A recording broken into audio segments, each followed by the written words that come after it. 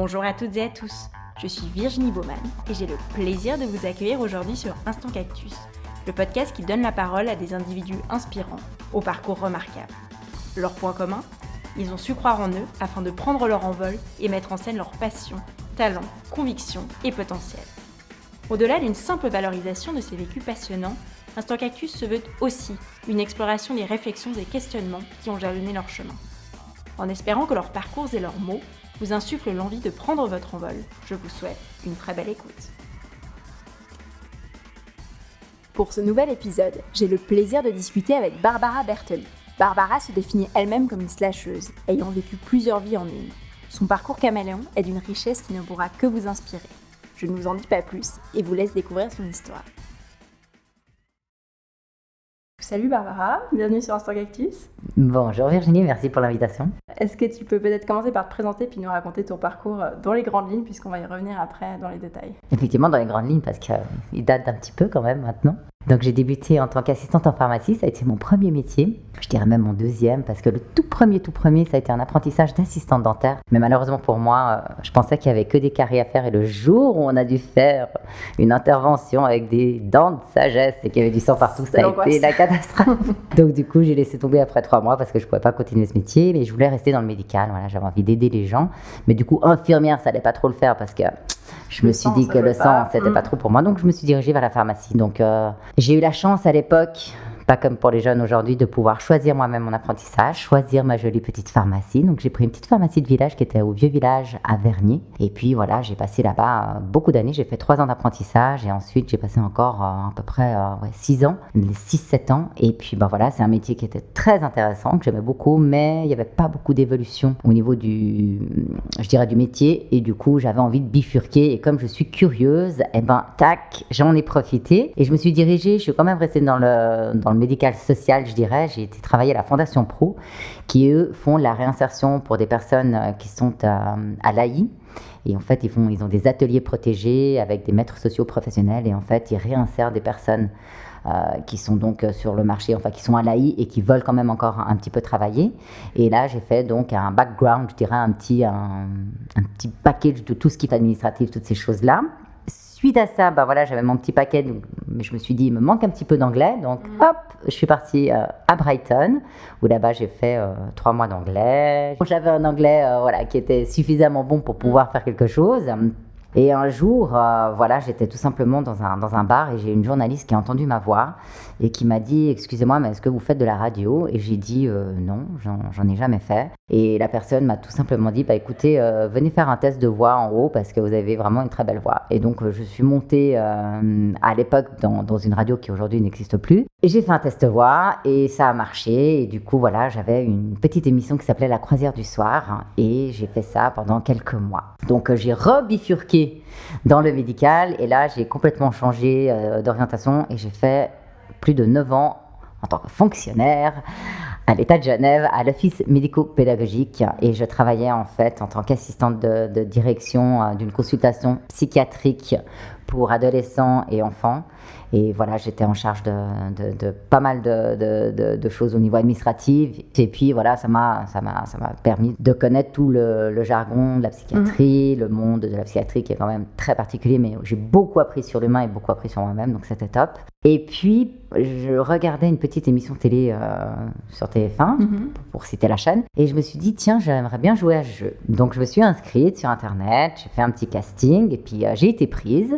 Donc, j'ai passé un casting à Paris qui a duré toute une journée. On était plus de, je crois qu'on était à peu près 350, quelque chose comme ça. Et j'ai été sélectionnée pour jouer à la roue de la fortune. Donc, j'ai passé une après-midi à faire le tournage avec Christophe de Chavannes et puis Victoria Silvestre. Et la chance a été avec moi, je dirais ça comme ça. Et puis pour le coup, avec cet argent, quand je suis revenue, vu qu'à l'État, on peut prendre une année sabbatique, je me suis dit, j'étais vers mon boss, j'ai dit, écoute, moi je m'en vais, je plaque tout, je m'en vais de Genève et je reviens dans une année. Donc il m'a dit, écoute, oui, mais tu reviens. J'ai dit, oui, on verra. Donc du coup, j'ai pris mes valises et je suis partie à Paris. Voilà, je suis partie à Paris parce que j'avais envie de découvrir justement un petit peu le monde de la télévision, de la radio, de l'animation, de l'événementiel, enfin tout ce que je faisais pas à Genève. Et pour le coup, ça a été une année très, très sympathique, effectivement. J'ai redécouvert un nouveau métier parce que que voilà, bon, j'avais cette petite somme d'argent que j'avais gagnée, mais que je voulais quand même pas complètement dépenser. Et vu que je suis quand même pas mal active, je dirais presque un peu hyperactive. Euphémisme, je pense. Voilà, je pouvais pas rester tranquille toute la journée sans rien faire. Donc en fait, j'ai passé mes journées. Donc la journée, je faisais des castings pour tout ce qui était voilà, des animations, des divers castings qui me correspondaient. Et puis j'ai appris un nouveau métier qui était donc chef de rang. Et j'ai travaillé dans un hôtel 5 étoiles à l'époque près des Champs-Élysées, où là, bah voilà, j'ai découvert le monde de la restauration qui était assez dingue, avec une clientèle assez exigeante, une clientèle VIP. Enfin voilà, j'avais vraiment une très très belle place.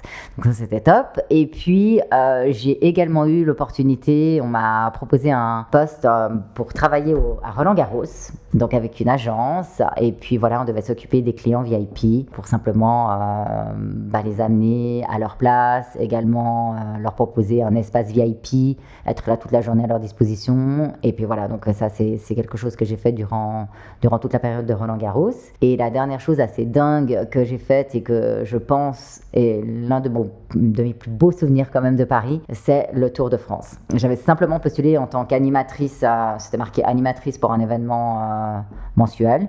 Et puis du coup, j'ai été au casting. Et puis là, ils m'ont dit, voilà, on vous embarque avec nous. C'est pour aujourd'hui en France, le journal. On part sur les routes avec le Tour de France. Vous faites partie de la caravane publicitaire. Et puis vous allez partir avec nous. Puis moi, j'étais là, ok, génial, super. Moi, à part le Tour de France. Ouais. Tour de France, vélo, Barbara, aucun lien. Je me suis dit, bon, on y va. Et en fait, finalement, quand vous êtes sur cet événement-là, c'est vraiment un truc de dingue, parce qu'apparemment, c'est, je me trompe pas, le 3e événement le plus suivi mondialement.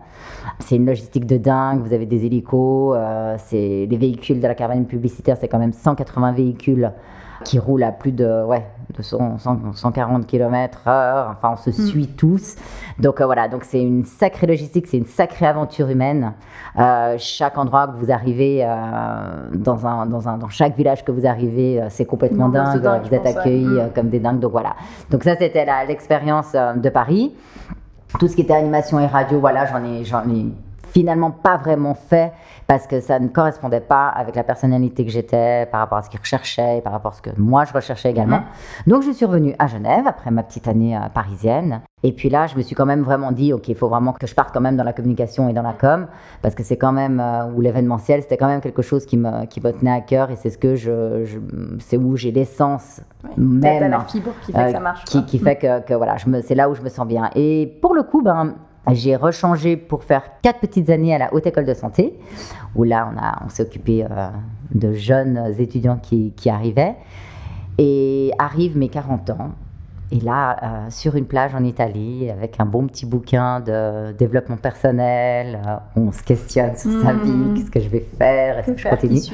Et en fait, ça a été très clair. En fait, je me suis dit, non, quoi. Je veux dire, il te reste 25 années à tirer. Donc, ces 25 années-là, il va falloir que tu t'éclates et que tu vas faire quelque chose qui te plaise. Et du coup, c'est maintenant ou jamais qu'il va falloir que tu prennes ta décision. Donc, je suis rentrée de ces vacances et j'ai posé ma dème, sans rien derrière. Et je me suis dit, de toute façon, je fais confiance à la vie, je me fais confiance également. On verra bien ce qui suit.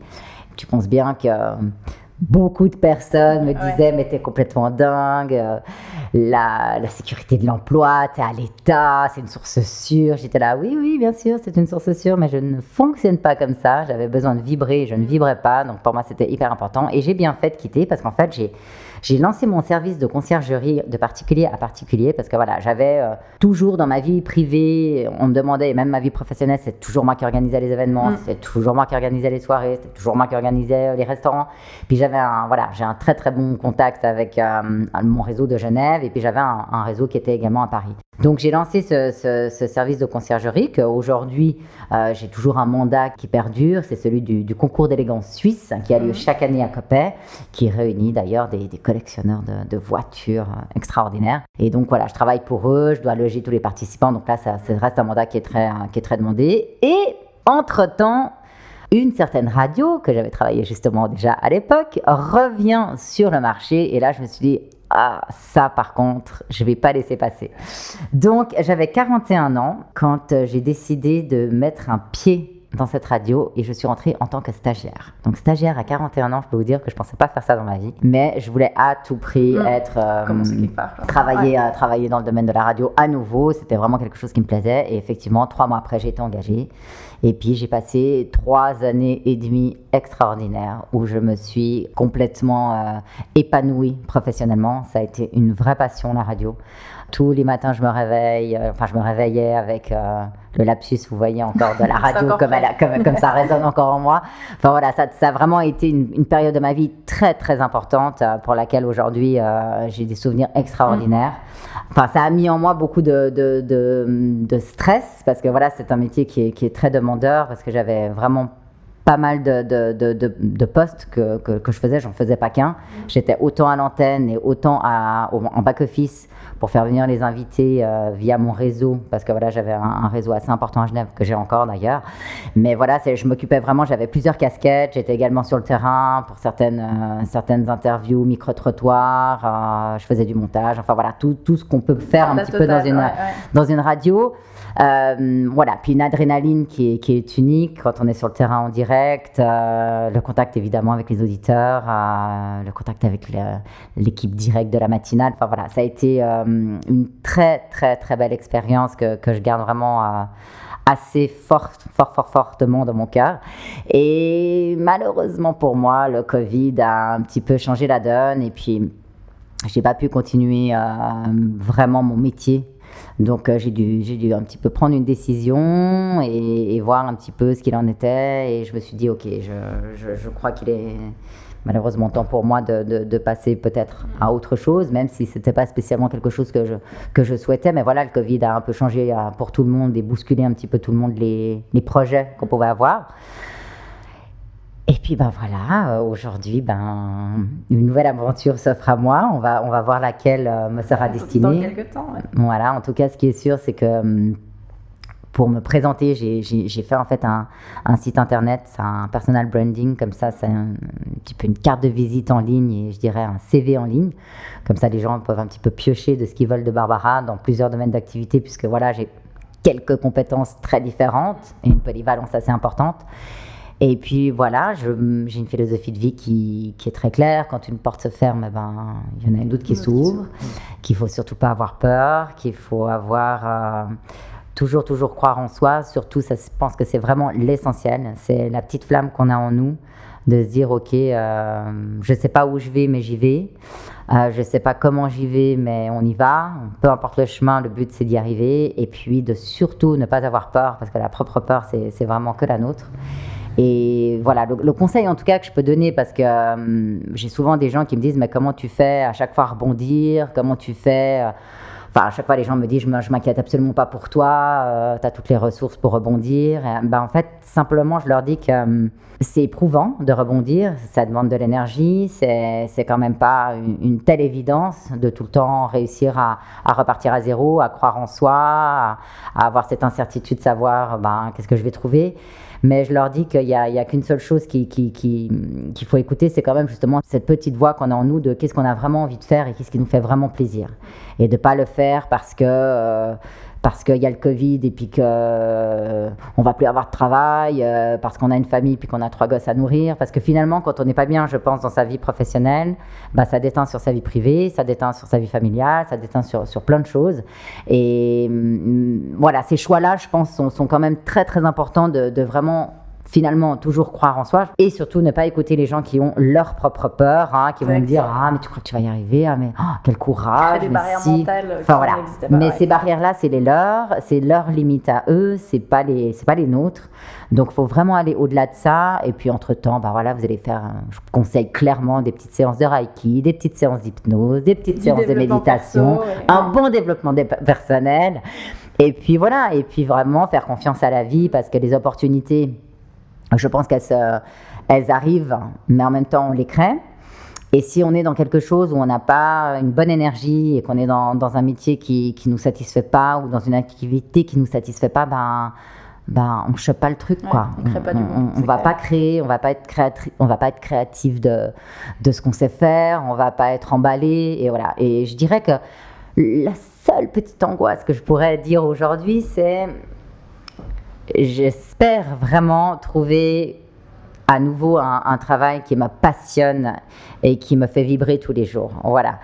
Mais je pense que je ne pourrais pas faire autrement parce que ça fait partie de moi-même. Ça fait partie de toi, ouais. Donc voilà. Il y a une citation que j'aime beaucoup, ça me fait penser, c'est la liberté, c'est de choisir ses contraintes. Exact. Et j'ai découvert cette citation il y a 1 ou 2 mois, je me suis dit que c'était très vrai parce qu'au final, on s'impose qu'on subit en fait. Donc il y a un moment, si on veut plus subir, il faut se débarrasser de ces contraintes-là. Mais complètement, parce que les personnes qui ont tendance à se plaindre, finalement, elles se complètent un peu là-dedans parce qu'on a un choix, on a toujours le choix. Il y a des gens qui disent que non, mais finalement, oui. Par contre, effectivement, à quel prix? Parce que moi, typiquement, quand j'ai quitté, je ne vous cache pas, l'État de Genève, j'avais 9 ans à l'État, donc j'avais un salaire qui était plus que génial. J'avais plus de 6 semaines de vacances. J'avais un horaire où à 17h, je finissais. Je peux vous dire que quand je suis passée stagiaire à la radio, où je faisais 12 heures par jour, un salaire qui n'était pas celui de l'État de Genève, mais par contre, me lever le matin avec le sourire, me lever le matin avec un dynamisme de dingue et quelque chose qu'on aime faire, en fait, ça n'a pas de prix. Et ça change toute justement l'énergie qu'on a en soi. Et c'est ça que les gens oublient souvent. C'est très très bien d'avoir un salaire élevé parce que ça remplit le compte bancaire et ça fait payer nos factures. Mais est-ce que réellement, quand on se réveille le matin, on est heureux, quoi? Parce que finalement, c'est quand même important. On passe beaucoup de temps au travail. Alors il y a des gens pour qui c'est moins important. Moi aujourd'hui, je sais que ça a été quand même ce changement radical de métier m'a vraiment changé la femme que j'étais également. Donc ça a un gros impact. C'est clair. Et tu parlais avant de plaisir, et bon, vu tes nombreux changements de cap, on va dire ça comme ça, est-ce que tu penses que c'est le plaisir qui est le driver, enfin ton besoin ou ton envie de changer régulièrement? C'est quoi la curiosité? Alors, c'est de la curiosité. Tout d'abord, je suis quelqu'un effectivement de très curieuse. Hein, donc, en tant qu'influenceuse, ma petite partie d'influenceuse me fait découvrir des lieux extraordinaires. Mais effectivement, c'est également surtout moi qui ai envie de les mettre en avant parce que l'aspect qu'il y a toujours des nouveautés. On dit que Genève, ça bouge pas. On dit que Genève, il n'y a rien à faire. Mais je ne suis pas d'accord avec ça. Il y a énormément de choses à faire à Genève. Il faut juste s'informer, regarder les bons sites, regarder les bons agendas. Il faut aller chercher l'info. Il faut aller chercher l'info. Mais moi, effectivement, je suis une dingue des nouveautés. C'est-à-dire, dès qu'il y a quelque chose de nouveau à Genève, génial, je vais aller voir ce que c'est. Et puis surtout, ce que j'aime, en fait, c'est un peu le rôle que j'avais, en tout cas, à la radio, c'est que j'avais une chronique qui s'appelait Les bons plans de Barbara. Moi, ce que j'aimais, en fait, c'était donner les bons plans. C'est-à-dire que j'étais la messagère. Je faisais rien d'autre, finalement. Tu faisais le relais des bons plans. Parce que voilà, j'avais des gens qui me disaient, c'est génial ce que tu fais. Je disais, mais finalement, je fais rien. Moi, je mets en avant une chose qui existe déjà pour que les gens se fassent plaisir. Mais c'est vrai que quand je la testais, c'était juste génial de pouvoir en parler à l'antenne. Mais effectivement, ce plaisir-là, et le plaisir et la curiosité sont quand même effectivement les deux choses qui me stimulent. Exactement. Et du coup, toutes tes expérimentations, on va dire, dans tes différents types de métiers, expériences, qu'est-ce que tu dirais que ça t'a amené de chaque expérience? Alors, je pense que chaque expérience amène à chaque fois on développe en soi à chaque fois je dirais une compétence complémentaire qu'on connaissait pas. Parce que moi, au départ, plein de fois, je me suis dit, non, mais ça, je peux pas faire, ou je sais pas faire. Puis finalement, non, au fil du temps, quand on est dans le jus, on dirait ça comme ça, en fait, on apprend, et puis on se surpasse, mais sans vraiment, parfois, s'en rendre compte, en fait. On se surpasse, puis on se dit, ouais, j'ai quand même réussi à faire ça. Et donc, chaque activité, chaque métier, chaque je dirais, profession qu'on découvre ou qu'on fait, on trouve à chaque fois en soi une petite partie de nous qu'on ne connaissait pas, et c'est ça qu'il faut se laisser comme surprise également, parce que justement c'est ça qui est hyper intéressant, c'est de ne pas avoir peur d'essayer. Moi j'ai beaucoup de personnes autour de moi qui me disent mais oui, mais toi tu as du culot, tu oses, c'est pour ça que tu arrives et tout. Puis je dis mais non, parce que finalement, enfin oui, parce que c'est une partie de mon caractère, effectivement j'ai pas peur. Mais finalement, qu'est-ce que vous risquez? Quand on demande quelque chose à quelqu'un, au pire, on vous dit non, au mieux, on vous dit oui. Donc, let's go, quoi, vas-y. Et puis si on te dit non, tu fermes la porte. Mais si on te dit oui, la porte, elle s'ouvre et puis c'est génial. Donc, du coup, il faut vraiment pas avoir cette peur qui, je crois, freine la plupart des gens, qui paralyse les gens. Et ça, c'est vraiment un mot qu'il faut balancer à la poubelle, quoi. Et il faut toujours tracer. Et puis, je crois assez de toute façon à un destin qui est un peu fait, je dirais, ou qui est un petit peu tracé, sans vraiment avoir des monstres croyances, mais il y a rien qui arrive par hasard. Enfin, je veux dire, vraiment pour moi, tout a un sens. Ouais. Tout a un sens. Et tu parlais d'oser, tu penses que c'est la caractéristique chez toi qui fait que ça marche, ou il y a un peu d'autres qualités, on va dire, qui font que pour ta personnalité, ça fonctionne? Parce qu'il y a peut-être plein de gens pour qui ça fonctionnerait pas du tout. Moi, je pense que du moment où on a l'audace et qu'on ose, ça démontre quand même une personnalité qui effectivement n'a pas peur. C'est une personnalité qui va essayer, c'est une personnalité qui va en tout cas se donner les moyens d'y arriver. Donc, à quelque part, moi, c'est une évidence que c'est vraiment un atout et c'est vraiment une qualité que je peux mettre en avant. Cet aspect, je me définis assez comme un caméléon, dans le sens où je m'adapte très très vite aux situations, parce que justement, j'ai travaillé dans divers milieux, que ce soit la psychiatrie, la radio, la médecine, enfin la pharmacie, toutes ces choses-là. En fait, à chaque fois, c'était des stress différents. Et fallait être réactive très différemment à toutes sortes de situations. Et ce genre de réactivité et de polyvalence que j'ai dû avoir dans tous ces métiers, aujourd'hui fait que c'est complètement acquis et qu'on me mette dans une situation où je suis dans un camping à devoir faire, je sais pas, peut-être une animation pour des enfants, je vais y aller. Mais si du coup je me retrouve aussi dans un 5 étoiles et puis que je dois animer un petit événement VIP, avec une soirée gala ou avec des VIP, moi je sais que je peux également le faire.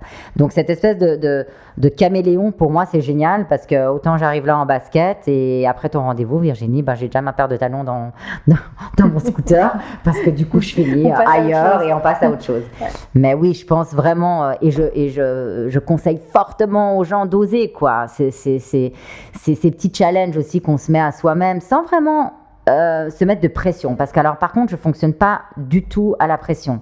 Je vais jamais me dire, c'est un challenge, si tu arrives pas, c'est loupé, t'es nul et tout. Alors là, par contre, je suis pas du tout là-dedans. T'as pas de notion d'échec et de pression? Non, aucune. Mais je ne prends d'ailleurs jamais une expérience. Justement, je prends toujours une situation qui m'arrive comme une expérience et jamais comme un échec. Parce que sinon, si on commence à faire le tableau noir des échecs, du coup, t'as plus de place pour l'expérience qui est bonne. Et puis, c'est là-dessus qu'il faut se focaliser. C'est sur qu'est-ce qu'on sait faire, qu'est-ce qu'on peut apporter. Et c'est ce dynamisme-là que les gens ont aussi besoin et qui ont envie d'entendre. On n'a pas envie d'entendre des gens qui se lamentent. Ouais. Et puis après, on a le droit. Attendez, il ne faut pas croire que moi, j'ai pas mes moments à moi où je pleure et puis je me dis, ça va pas, ça va. Je les ai comme tout le monde parce que je suis humaine. J'ai une sensibilité à fleur de peau que j'ai également. J'ai une vulnérabilité qui est également là. Enfin, c'est pas parce qu'on est dynamique, hyperactive et un peu sur tous les fronts qu'on n'a pas cette sensibilité. Voilà, c'est important de le dire. Exact. Et ça me fait penser parce qu'il y a quelques années, quand je postulais, et puis tu montres un CV, il y a plein d'expériences dessus, le recruteur te regarde en disant, mais en fait, vous avez fait trop de trucs, vous êtes un peu instable sur les bords, ou comment ça se passe? Est-ce que toi, ça t'est déjà arrivé? Moi, personnellement, je pense que c'est un préjugé, mais est-ce que c'est quelque chose qui t'est déjà arrivé? Alors moi je pense que par rapport à un employeur, il y a deux types d'employeurs. Il y a l'employeur qui va regarder CV, qui va te dire waouh, ça c'est un sacré parcours diversifié et ça veut dire donc grande polyvalence, grande réactivité, je pense. Et puis avoir des employeurs où effectivement ils vont se dire non mais moi ça me va pas, des gens qui changent en guillemets fréquemment, voilà. Mais moi finalement le changement n'a pas été quelque chose que j'ai spécialement choisi. Dans ma vie, je n'avais pas dire que j'allais changer de job. Et puis bon, j'ai quand même fait 7 ans en pharmacie, 9 ans à l'État. Ensuite, voilà, donc c'est pas que j'ai changé toutes les années. Mais même, quand bien même, vous voulez que je vous dise, même si quelqu'un change toutes les années, et alors, je veux dire, l'essentiel, c'est d'être, à mon avis, bon dans ce qu'on fait. Parce que c'est bien de rester 10 ans dans une boîte, mais de plus rien amener à la boîte, et puis de plus être rentable, et puis de s'embêter, et puis de prendre juste l'argent du salaire pour profiter de ses vacances. Enfin, moi, je trouve pas que c'est quelque chose. Et puis d'attendre le vendredi pour être absolument le week-end. Donc, mais par contre, effectivement, moi, j'ai eu beaucoup de peine à faire un CV qui me représentait. Parce que justement, l'aspect d'avoir plusieurs cordes à mon arc et dans différents domaines d'activité qui étaient très différents. Parce que quand on passe de la psychiatrie à la radio, c'est quand même 2 univers et 2 planètes différentes, quoi. Il faut réussir à trouver le fil rouge, quoi. Exactement. Donc, pour le coup, je comprends les employeurs qui sont un peu réticents. Mais moi, je pense que de toute façon, je ne serai pas attirée par ces employeurs-là et ce sera les employeurs qui aimeront les CV comme j'ai moi, plutôt que l'inverse. Ouais, c'est vrai que tu as des recruteurs qui vont dire tu t'éparpilles, tu sais pas rester de manière stable, de manière engagée dans un emploi, etc. Après, mais ça, je pense que c'est vraiment je dirais, des préjugés. Parce que déjà, qui vous dit que la personne, elle est instable? C'est pas parce que justement, elle fait diverses activités qu'elle est instable. Au contraire, elle fait peut-être diverses activités parce qu'elle aime diverses activités et qu'elle est peut-être douée dans plusieurs activités. Donc, pour moi, le mot instable, il est non justifié. Dans ce cas-là. Ouais, complètement d'accord avec toi. C'est vrai qu'on a tendance à se dire parcours de vie, tu vois, avec une seule dimension, alors qu'en fait, on peut être bon dans plusieurs choses puis avoir plusieurs vies dans une vie. Enfin, mais moi, j'ai à chaque fois, entre guillemets, je raconte mon CV. À la fin, effectivement, les gens ils me disent, mais en fait, t'as eu combien de vies? Bah ouais, effectivement, j'ai eu combien de métiers? Bah j'en ai eu à peu près déjà 4, 5. Et c'est pas fini. Et je vais pas m'arrêter. Voilà, si je dois en avoir, je sais pas, peut-être que je vais être... je sais pas, ramoneur. Qu'est-ce qui te reste? Ouais, ramoneur. Pas ramoneuse, je sais même pas si du coup ça se dit. Mais on sait pas. Et puis c'est ça la beauté de la vie. Je veux dire, on sait déjà pas où on est demain, donc on va pas se questionner à savoir. En tout cas, moi, c'est ma philosophie de vie. Après, je sais qu'il y a des gens qui ont besoin d'être beaucoup plus cadrés, toutes ces choses-là. C'est sûr que dans cette période actuelle d'incertitude, mais bien sûr que j'ai mes questionnements, bien sûr que je me demande où je serai dans quelques années, voire même dans une année. Mais on ne peut pas savoir, on n'a aucune maîtrise sur notre futur. Donc, on n'a aucune maîtrise, mais en même temps, on peut le créer. Chose qu'on ne peut pas faire avec le passé, hein, comme tous les dictons le disent. Hein, ce qui est derrière, c'est fait, tu ne peux pas revenir. Par contre, ce qui est devant, ben voilà, tu peux le créer. Donc, let's go, quoi, faut y aller. Exact. Juste par curiosité, quand tu étais petite, quand on te demandait tu voulais faire quoi dans la vie? Grande question quand on a 5 ans. Bah, j'avais pas un métier, mais ce que j'adorais faire chez moi, c'était, je prenais tous les aliments qui étaient dans la cuisine de ma maman, mais non, de mon papa, que je mettais sur une table et j'avais une calculatrice. Et je mettais les articles à gauche, je calculais, je mettais les articles à droite, et en fait, je faisais caissière. Tu faisais caissière. Et j'adorais ça. Donc, mais j'ai jamais été caissière. Fait, peut-être qu'il reste, tu vois, tu sais pas. Voilà. Bon, en même temps, en pharmacie, j'ai quand même un petit peu touché la caisse. Donc j'ai un petit peu typé quand même. Mais c'est vrai que c'est une question qu'on pose à des gamins en rigolant, mais qu'est-ce que tu veux faire plus tard? Non, j'avais aucune idée. Et en fait, je trouve qu'on devrait pas poser la question qu'est-ce que tu veux faire plus tard, mais comment tu veux utiliser ton temps et qu'est-ce qui te fait plaisir en fait. Mais et puis surtout, qu'est-ce qui va te nourrir, hein, parce que finalement, ce qui te nourrit à 20 ans, c'est peut-être plus ce qui va te nourrir à 35 ans et encore moins à 45 ans. Enfin voilà, l'évolution pour moi professionnelle, elle est identique qu'une évolution personnelle. Moi, aujourd'hui, je ne suis plus du tout la même femme que j'étais quand j'avais 20 ans, ni 30 ans. Puis heureusement, quelque part, je suis très contente. Des fois, il y a même des fois où je me dis « Ah ouais, c'est vrai, j'ai fait ça, c'est cool. » Mais j'ai l'impression que c'était pas dans ma vie, quoi, parce que c'est plus du tout la même femme. Ouais, tu le referais pas demain, mais c'était le choix à ce moment-là. Oui, et puis c'était surtout le parcours que je devais faire pour y arriver. Enfin, c'est-à-dire qu'aujourd'hui, la femme que je suis, c'est toutes ces expériences. C'est-à-dire autant dans ma vie privée que dans ma vie professionnelle. La Barbara qu'aujourd'hui j'ai profondément en moi, c'est toutes ces expériences. C'est ça qui fait la richesse finalement d'une personnalité ou même d'une carrière.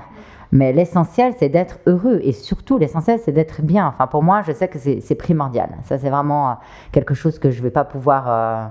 je ne vais pas faire autrement. Je vais pas pouvoir faire autrement. Il faut s'écouter et se faire plaisir. Complètement. Je pense qu'on peut définitivement t'appeler une slasheuse. Ouais. Tu fais plein de choses différentes, tu as plein de compétences différentes. Quel conseil tu donnerais à quelqu'un qui se sent comme ça, plein de talents ou plein de possibilités et d'opportunités, et qui en fait ne sait pas quoi en faire parce qu'il y a trop d'options? Qu'est-ce que tu lui dirais? Moi, je pense qu'il y en a toujours une ou deux qui prédominent sur toutes ces en guillemets, ces divers cordes qu'on a peut-être à notre âge. Il y en a toujours une ou deux qui prédominent. Et il faut simplement juste se questionner laquelle on kiffe le plus. Voilà, laquelle vraiment... on se sent à l'aise, sans être en difficulté, sans avoir trop de contraintes. Je pense que là, on est assez vite dirigé.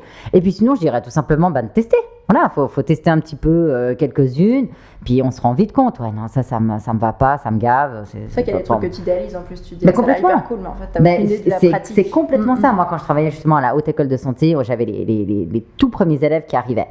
Et tant qu'ils n'étaient pas en stage, dans le vif du sujet, ils idéalisaient des métiers. Et je peux te dire qu'après avoir passé leur stage, il y en avait plein qui arrêtaient.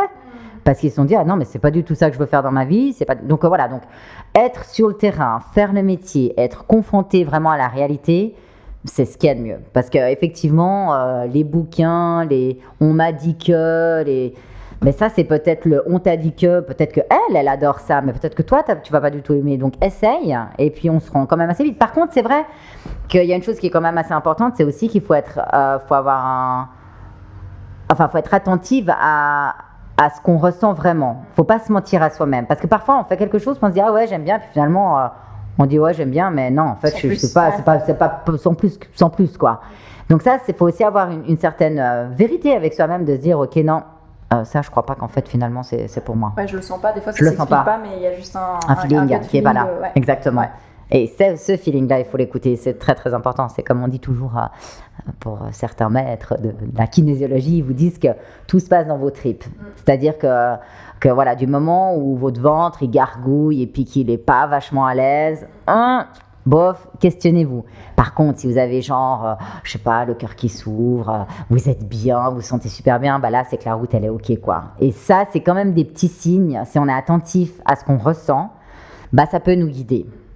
Après, on peut aussi laisser la vie nous surprendre. Puis on s'adapte. Enfin, je me dis, c'est ce que tu disais tout à l'heure, mais au final, on rebondit toujours. Enfin, je me dis, à moins d'un événement grave, tu finis toujours par rebondir. Donc, Puis il faut se laisser surprendre, c'est important.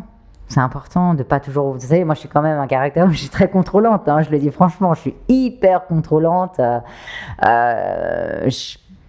Je pense que c'est aussi comme ça que j'ai aussi réussi à faire tout ce que j'ai entrepris. Mais je me laisse vraiment surprendre par la vie et je lâche prise par moments, plein de fois. Je me dis, mais lâche et puis vas-y, prends ce qu'il y a. Et puis arrête de te questionner, quoi. Parce que ça, c'est toujours très embêtant quand on est contrôlante, quand même. Donc, voilà. Puis se lâcher prise par rapport à... Parce que tu as quand même fait quelques prises de risques, on va dire. Complètement. Des risques contrôlés, qui restaient très contrôlés. Mais quand complètement. Même, comment tu gères cette incertitude en étant quand même contrôlante, justement? Je médite, je fais des séances effectivement de soins énergétiques pour rééquilibrer cette énergie qui est des fois un tout petit peu qui bouge comme ça. Et surtout, j'accueille ça et je laisse vivre au lieu de me re-questionner, de me dire t'as pas fait la bonne voie, t'as pas fait ci, mais c'est pas ça que tu dois faire. En fait non, je prends, je me dis ok, c'est un jour qui est incertain, insécure, je suis pas très au top aujourd'hui, je le prends comme ça, et rien que le fait d'accueillir la journée comme ça qui est pas top, le lendemain, le jour il est déjà meilleur, et puis tu peux être tout d'un coup toute dans une autre énergie. Donc je crois qu'il faut pas aller à l'encontre de ces pensées négatives qui sont existantes et qui existent chez chacun d'entre nous. Par contre, faut pas le nourrir. Voilà, faut pas alimenter la négativité parce que sinon, en plus de ça, on attire la négativité. Donc, surtout pas. Il faut toujours rester dans la lumière et puis toujours aller dans la chose qui est positive parce que ça, c'est quand même quelque chose qui est dans une bonne énergie et qui vous fera rencontrer aussi des gens qui seront dans le même mood. Parce que finalement, ce qu'on sait au niveau énergétique, c'est que si vous rencontrez des gens qui sont down et qui sont toujours dans le bas et qui se plaignent tout le temps, ils vous tirent par le bas. Donc c'est pas méchant, ça fait partie de leur mood. Mais moi, ça, je bifurque et puis je vais vers des belles personnes souriantes. Et donc c'est là où on a le choix. C'est là où on a le choix de se dire non, let's go. Maintenant, moi, je prends pas cette direction, je prends l'autre. Et on verra ce qui viendra. Super. Est-ce que tu as des projets que tu voudrais partager avec nous aujourd'hui? Tu en as déjà cité un petit peu au début avec ton site. J'en ai en cours, mais comme tout est un peu en cours, non, j'en ai vraiment plusieurs. Okay. J'espère affaire à suivre. J'espère vraiment qu'il y en aura, en tout cas, que je pourrai te dévoiler dans quelques mois ou une semaine même. Mais en tout cas, oui, il y en a. De toute façon, je suis toujours en plein projet. Ça me stimule en fait les projets. Je crois et ça aussi, c'est quelque chose qui est, je pense, assez important pour les gens qui se disent ah ouais, mais moi je lance mes projets mais je les finis pas. Et alors, je veux dire, moi j'ai eu plein de fois des idées de faire des choses que j'ai notées, c'est dans ma to-do list. Je les ai notées parce qu'à un moment de ma vie, j'avais envie de faire ça, parce qu'à un moment de ma vie, j'avais envie de lancer ça. Puis finalement, je ne l'ai pas fait. Pourquoi ? Parce que j'étais plus dans l'envie, que finalement, ce n'était pas si important que ça pour moi. Mais c'est pas grave si on a des projets. Alors après, il faut faire attention financièrement, il ne faut pas s'embarquer dans des projets. Si après, on investit de l'argent financièrement, on investit du temps, de l'énergie, il faut quand même être sûr dans quelle voie on se dirige. Mais des projets qui, je dirais, sont parfois des trucs qui passent par la tête comme ça, ça peut être une idée qui va te guider et qui va t'amener ton futur, comme ça peut être quelque chose qui passe, puis qui redescend, puis c'est pas grave. Il y a rien de grave dans tout ça. Voilà, faut les laisser venir, ces petites pensées. Et puis les projets, pareil, faut les faire vivre. Et puis il y en a certains qui se réalisent et d'autres pas. Et moi, je pense que ceux qui se réalisent, c'est que ça veut dire que c'était ceux qui étaient sur la route qu'on devait justement tracer. Et ceux qui se réalisent pas, c'est ceux qu'il fallait juste, les prendre comme ça, puis les laisser de côté. Ouais. Absolument. Merci beaucoup. Je vais garder rien n'est grave comme mot de la fin. Surtout. Mais alors vraiment, parce que je pense que l'essentiel, c'est de se rendre compte chaque matin. Enfin, moi, j'ai beaucoup de gratitude pour ça. Vraiment, je m'efforce tous les jours de remercier, entre guillemets, la vie que je sois dans un pays, parce que je m'excuse, mais la Suisse, Genève, on est des privilégiés. On a une chance inouïe d'être ici. Il ne faut pas l'oublier. Vraiment, il ne faut vraiment pas l'oublier. Et en plus de ça, moi, je me suis entourée de personnes que j'aime, donc ma famille, mes amis. Et voilà, donc la vie, elle est belle. Il faut se la rendre belle. Je veux dire, on est là pendant un moment. On ne sait pas combien de temps on est là, donc il faut se la rendre belle.